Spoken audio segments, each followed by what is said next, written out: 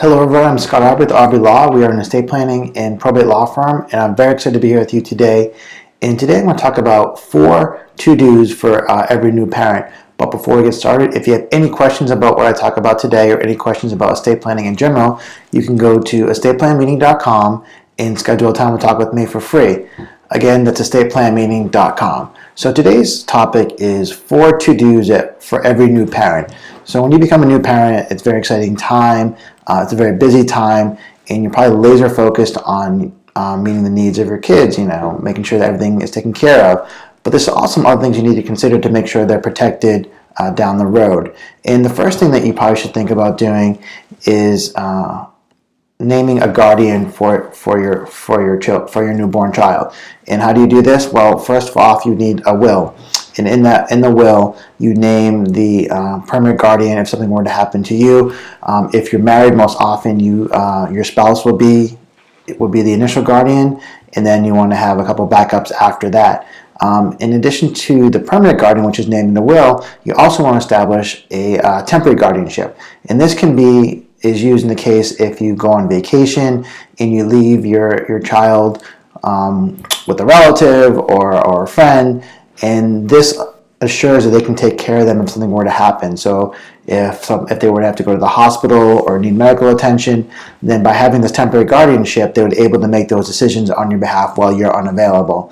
A temporary guardianship also comes into place if something were to happen where you're incapacitated. That way someone would be able to step into your shoes for that time and make sure that your child is taken care of. The second thing you want to think about doing is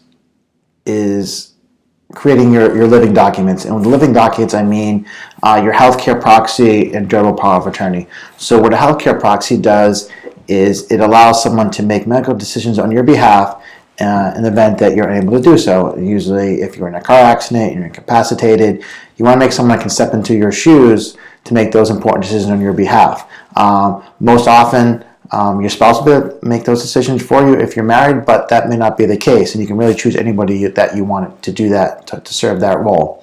The other thing that you would need is a durable power of attorney, and durable power of attorney allows someone to make financial decisions on your behalf, access your bank accounts, and this becomes really important when you have a newborn child, because if something were to happen to you or your spouse and someone else needed to take care of your child, they want to make sure they have access to your money, to your bank accounts, to make sure they can support the needs of your child. The third thing that you probably want to consider doing is reviewing your life insurance. Make sure that you have enough to protect your family, to protect your child if something were to happen to you. You really want to look at it as insurance as an income replacement. So you want to make sure that you have adequate enough of insurance to make sure that your family is provided for if something were to happen to you at a very young age. And then the fourth thing that you need to do is go over your beneficiary designations. And what are those? Those are any type of accounts that you have that transfer on death to someone. So you name, this would be retirement accounts, this would be insurance policies. So you want to make sure that you have your primary beneficiary and your contingent beneficiary all up to date. I know a lot of times what happens is that people may have an older insurance policy, they may have an older retirement account, and they may have named someone such as a sibling or a parent as a beneficiary before they get married because they didn't really have anybody else to do that to leave it to.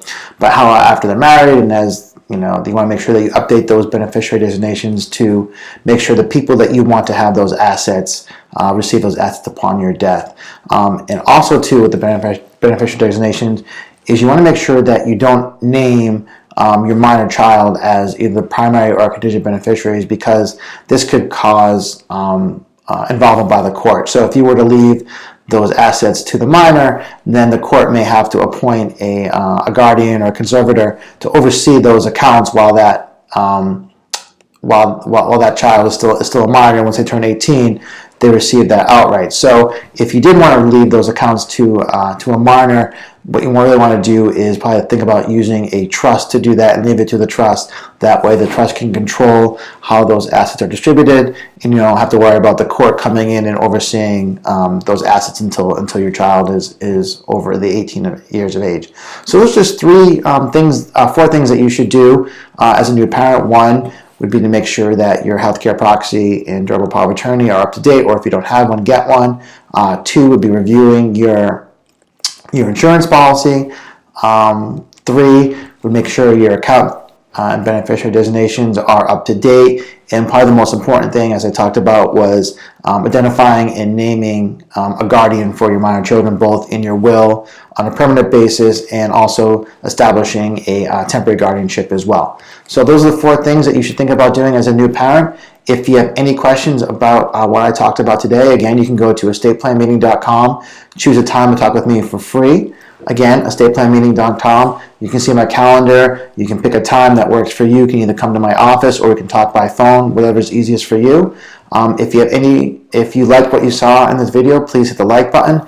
If you know someone that could benefit from seeing this video, please share that with them. Again, I am Scott Aubrey, and I will talk to you soon.